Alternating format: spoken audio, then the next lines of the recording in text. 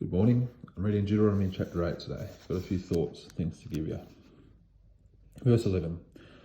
Beware that thou forget not the Lord thy God, in not keeping his commandments and his judgments and his statutes, which I command thee this day.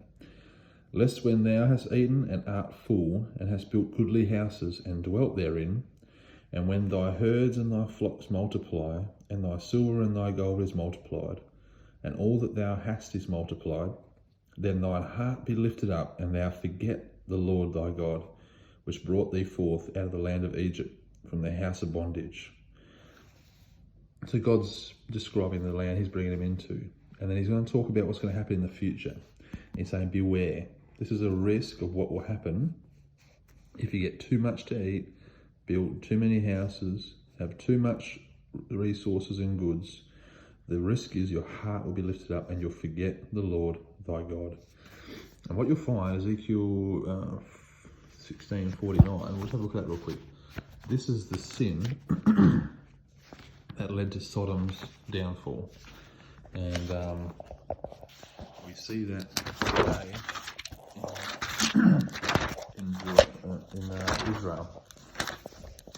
They've gone with the sin of Sodom.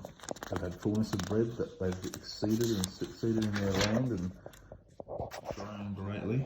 And they've become as Sodom. So Ezekiel 16:49. Everyone thinks of the sin of Sodom being sodomy, but the root of the sin is different. 16:49. Behold, this was the iniquity of thy sister Sodom: pride, interesting use of words, fullness of bread, and abundance of idleness was in her and her daughters, neither did she strengthen the hand of the poor and needy. Pride, fullness of bread, abundance of idleness. And that was the risk that will happen if we get too rich. So that's something we have to lay to heart in this Western world. We've got fullness of bread. Carefully our heart doesn't be lifted up and now forget the Lord thy God. There's a good principle actually in Psalm 62:10 about this. And I just want to show you that too. Psalm 62:10.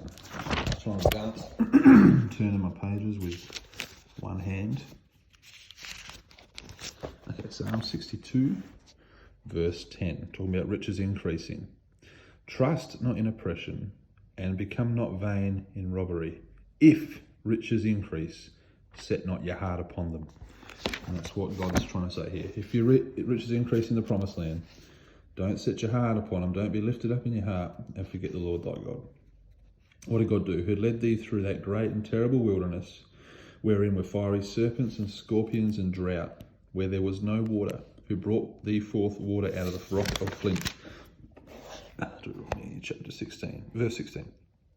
Who fed thee in the wilderness with manna, which thy fathers knew not, that he might humble thee, that he might prove thee, to do thee good at thy latter end. To do thee good. That's it. I love when the Bible, when it talks about your latter end. If we go to Deuteronomy 32:29, God says it in a really profound way.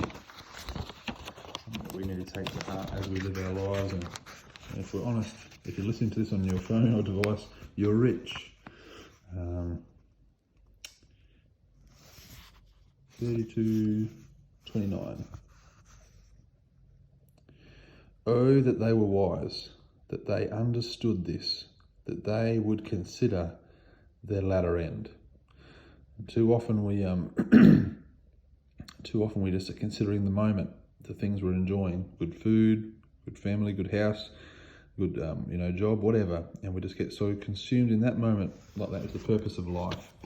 And God's saying, live and consider your latter end, because God wants to do thee good. The things that God asks us to do might seem a bit restrictive, a bit narrow, but they're to do us good at our latter end.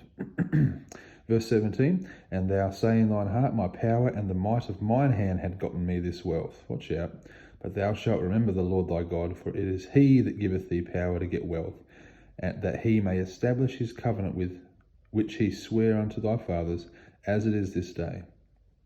We'll leave it there. They say that God, he giveth thee power to get wealth. People get upset when someone thanks God that a doctor was able to heal someone. They say, no, it was a doctor. And he's atheist. The doctor he trained, and it's so foolish. You don't even realise that the existence, the ability to get wealth, the ability to do well in the doctor field is all from the Lord. But anyway, we're at 5 minutes. A really great chapter, very short chapter. So maybe go read it. Deuteronomy chapter 8. God bless you. Bye.